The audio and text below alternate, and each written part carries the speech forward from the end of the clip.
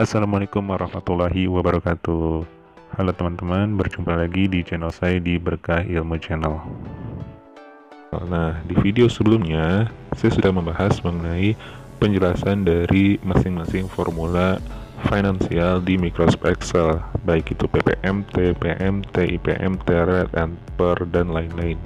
Nah, di video kali ini saya akan menjelaskan bagaimana penggunaan dari rumus-rumus tersebut.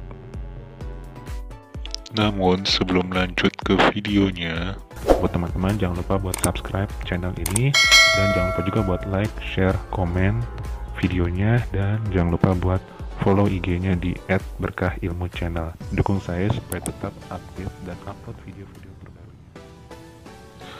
Nah, teman-teman, sekarang saya di sini sudah punya contoh kasus, yaitu Bapak Bambang meminjam uang di bank sebesar 100 juta rupiah dengan bunga setahun 10%. Ia mencicil uang tersebut per semester selama 5 tahun.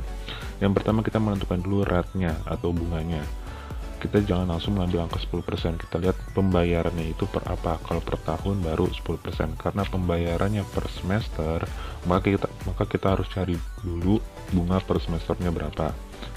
Jadi tinggal dibagi dua saja, karena 10% itu setahun, maka per semesternya yaitu kita bagi dua, 5%.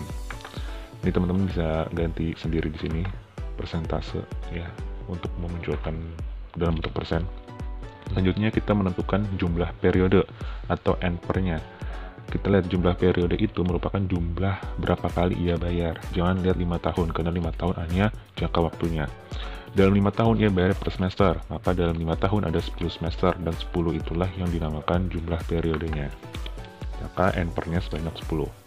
Lalu jumlah pinjamannya atau present value, nilai saat ininya. Ia meminjam sebesar 100 juta rupiah. Untuk di rumus ini kita harus menggunakan angka minus untuk menghasilkan hasil yang positif nanti, kurang 1.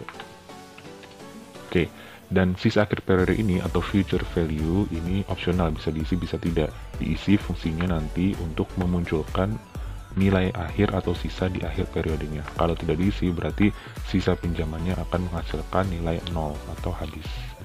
Oke, langsung saja kita isi tabelnya. Periodenya ada 10 kali. Pertama kita isi dulu pokok pinjamannya. Pokok pinjamannya berarti di angsuran yang pertama itu 100 juta. Kita ambil angka dari sini, kita kali minus 1, jadilah 100 juta. Dan cicilan pokok pinjamannya di sini kita bisa mencarinya dengan rumus PPMT. Caranya sama dengan PPMT. Oke, di sini yang pertama kita ambil rate. Rate-nya kita tinggal ambil aja di sini. Lalu per. Per-nya di sini adalah periode keberapa atau angsuran keberapa, kita ambil angka 1. NPER-nya atau jumlah periodenya kita ambil angka 10. PV-nya kita ambil angka 100 juta rupiah. Di sini ada FV dan tipe FV-nya bisa dikosongkan, tipenya juga bisa dikosongkan, tapi kita klik aja di sini FV-nya. Kita kasih titik koma dulu, baru kita taruh FV-nya di sini. Jadi kalau kosong apa-apa. Dan tipe di sini itu tidak diperlukan. Biasanya ini tipe ini untuk informasi aja. Ada angka 0, ada angka 1. 0 itu per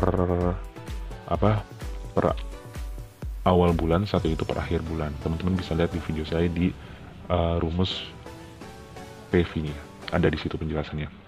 Nah, kalau sudah, yang rate, NPER, sama PV-nya itu diabsolutkan, sama future value juga diabsolutkan, kecuali yang per, itu jangan diabsolutin ya teman-teman. Ini kita absolutkan, klik F4. Dan ini juga kita absolutkan, klik F4. Yang B12 nih, angsuran ke-nya jangan diabsolut, supaya nanti kita tarik rumus, dia akan berganti ke angsuran selanjutnya. Kalau sudah, kita klik enter, dan jadilah ini dia cicilan pokok pinjaman yang sebenarnya kita bayar. Hanya pokoknya saja ya, belum termasuk bunga.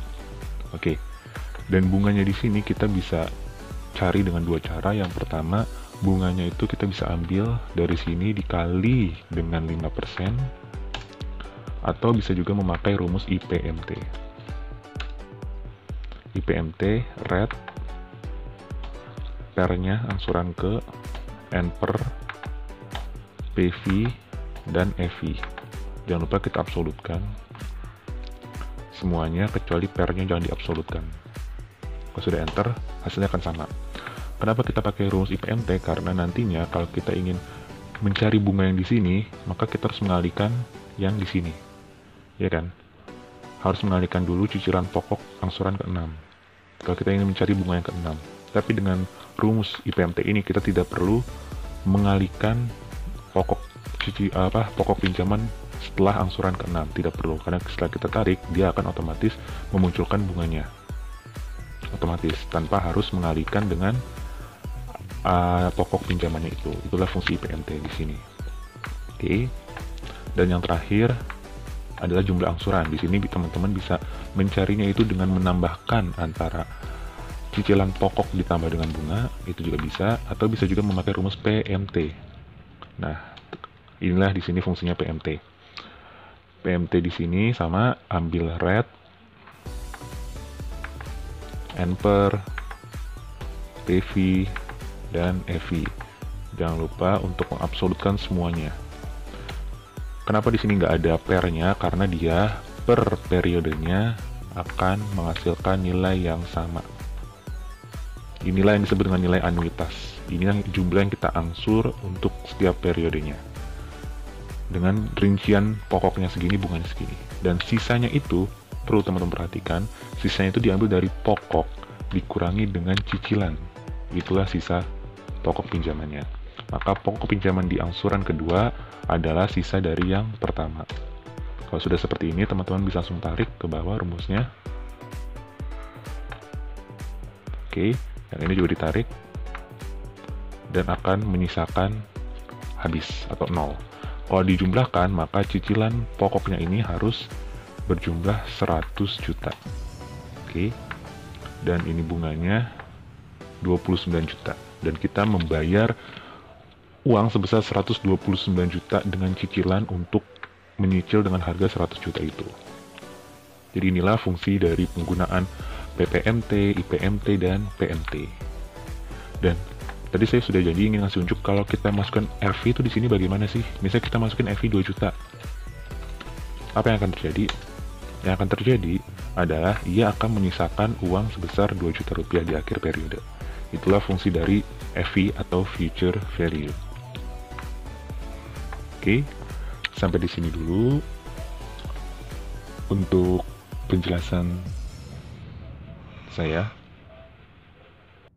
Sekian dulu video dari saya, semoga bermanfaat. Wassalamualaikum warahmatullahi wabarakatuh.